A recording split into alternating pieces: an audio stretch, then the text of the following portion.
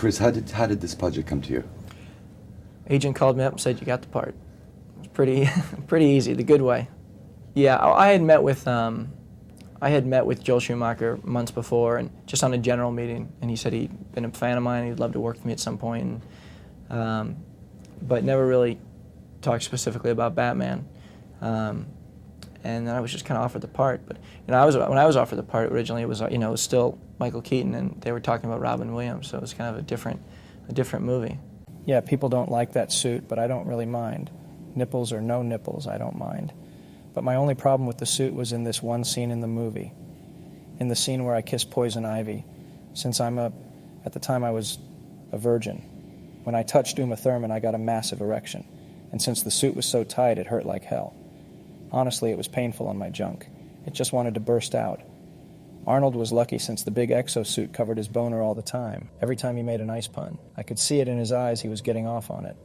My favorite scene in the movie is when Bruce tells Robin that Alfred's got McDonald's syndrome.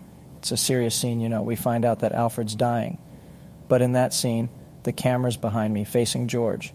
And while George was saying his lines, Alicia was behind me, off camera, pulling faces and dancing and twerking, and George could see that over my shoulder. So because of that, George was smiling and holding in laughter.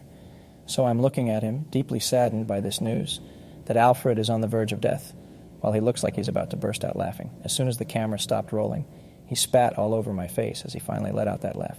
Sometimes on set, when we were all in costume, the three of us would hang out in George's trailer between shoots, and we would just lick and pinch each other's bat nipples and jerk each other off. We all got in trouble a lot because we kept getting jizz all over the suits. I mean, with those nipples on the suits, it was really hard not to be horny all the time. We weren't the only ones causing trouble, though. The prop guys had to keep replacing missing diamonds because Arnie wouldn't stop putting them up his ass. Whenever they'd confront him about it, though, he would just say, "Chill out, that's a cold accusation." But everyone knew it was him. Every time he went to take a shit, it sounded like a goddamn pachinko machine.